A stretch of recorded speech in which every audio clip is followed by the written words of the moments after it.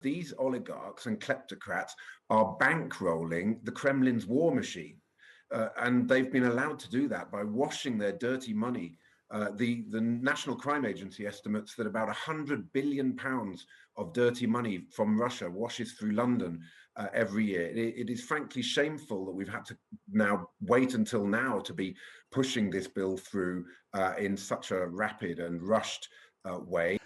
So back to the news. The Home Secretary's announced 40,000 people have applied to the UK's scheme for Ukrainian refugees. That's since Friday. Priti Patel disputed figures that only 50 visas had been granted so far. They came from our own government's department, and we haven't got a new figure.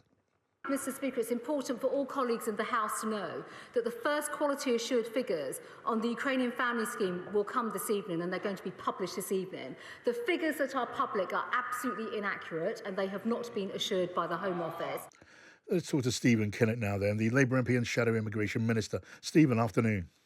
Hello. Hi, John. Stephen, whichever way you have a look at this, the government's policy right now and its progress on handling Ukrainian refugees, it is shrouded in fog. John, it's a shambles, and it's a shameful shambles because we're dealing with people who are fleeing the horrors of war. And the least that we could do is present to them a government that actually has some kind of competence. But Priti Patel's Home Office is a toxic combination of incompetence and indifference. The Home Office itself said today that only 50 visas have been granted. The Home Secretary then had to, at the dispatch box, say that her own department's figures were not accurate. There's all sorts of numbers flying around. We're apparently going to get the numbers later. And it all comes back to the fact that they've created a bureaucratic nightmare, which makes it very, very difficult for people who are fleeing the horrific, illegal and unjustified invasion of their country. It's becoming so difficult for them to actually get through the system. Yeah, when you listen to Priti Patel or Boris Johnson or other ministers, and they've been out and about, they say, look, it's still early days yet. Don't judge us now. We're just putting into place the systems and the mechanisms for getting people into this country. Do you not accept that time will be needed? Well, time is something that these people don't have. They are in camps in Poland. They are in terrible trauma. They need to be clear about being able to come back and be with their families coming to the UK, or indeed those who wish to come here should be given an emergency protection visa, as Labour has been calling for some time now, rather than this bureaucratic red tape around a community sponsorship scheme, which is fine in itself, but is going to take a very long time to set up and has got all sorts of hoops that people have to jump through. I'm afraid that it just reflects the indifference and incompetence of the Home Office under Priti Patel, and we need to see that changing rapidly because it's leaving a stain on our international reputation. Right, so I guess you can be clear, Stephen, on what it is you think should be put into place. When you say you want more open access, does that mean echoing and mirroring what the European Union has done, for example, which is open access to Ukrainian refugees, 3 years are guaranteed in the country that they choose to settle in, no visas required? Would you go down that route and be as open as that, in a word? Our emergency protection visa is very light touch processing in the countries that people are in, but getting them through that very, very quickly based on an open and flexible and fast scheme that gets them to the UK as rapidly as possible. The reason that we need the basic information is so that when they come to our country, we can support them through community liaison, outreach. Some will need mental health support. It's better for us to know who's coming in and where they're going to be so that we can actually support and help them. And what about the need for security screening when it comes to visas? Clearly, one could argue there are security risks involved in a wholly open door. Yes, and that's why we're saying that the security and biometric tests should be taking place in the visa processing centres, the British visa processing centres that we have in Poland and Romania and Hungary, etc.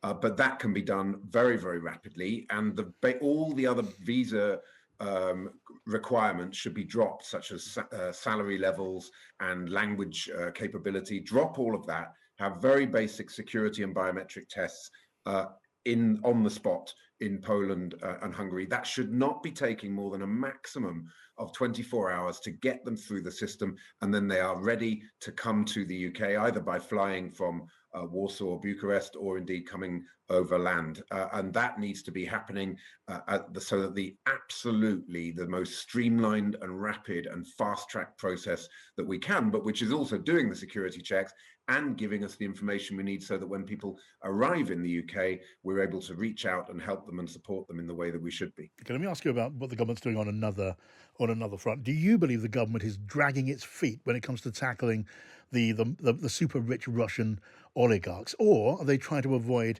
Russophobia and just tarring too many people, including innocent people, with the same brush?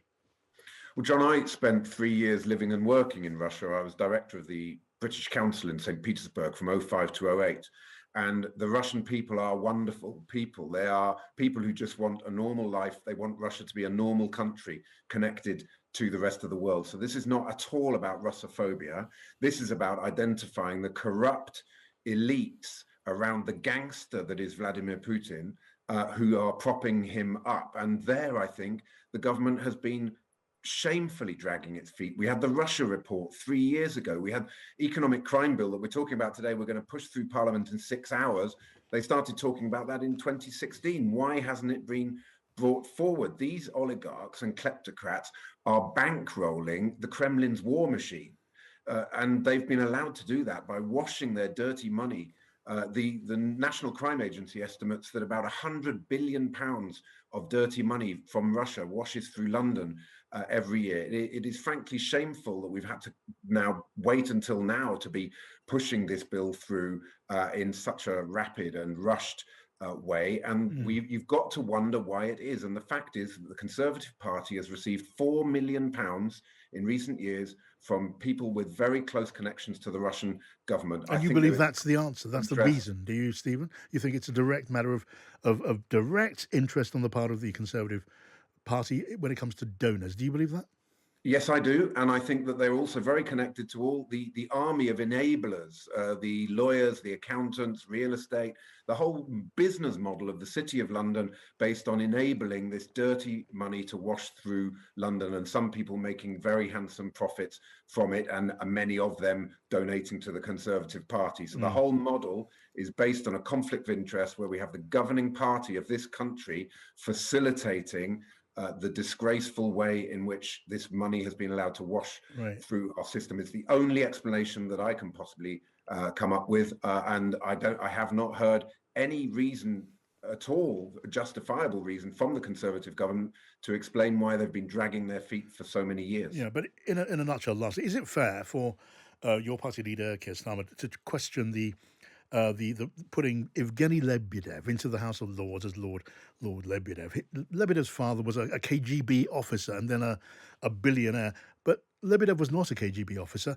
Is it fair to tar him in that way? Well, our own security services advised against giving Mr. Lebedev a peerage.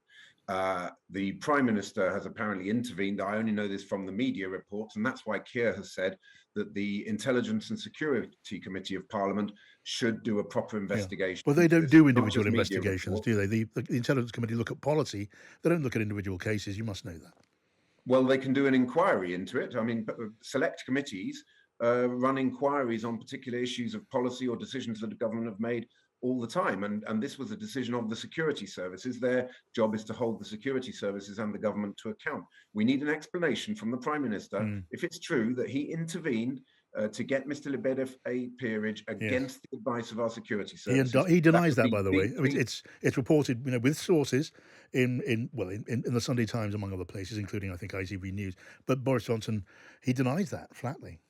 Well, that's why we need to get to the bottom of this. But the Sunday Times reporting, as you say, I assume is sourced, as usual, with three strong and reliable sources, and at least. And we have to, therefore, take it at face value, I think. But then it's up to the government to come forward, to be transparent and honest, because this is about our national security and it is about our democracy. We are in a war for democracy. The Russian people and the Ukrainian people, I should say, are actually on the front line of that. But the Russian war machine is being bankrolled by people who have washed their dirty money through London. And so we have to step up, take our share of responsibility for that. And we expect the Prime Minister and others to put our national security ahead of all other considerations, including saving his own skin. Okay, I will leave that there for the moment. Stephen Kinnock, thank you, the Labour Shadow Immigration Minister.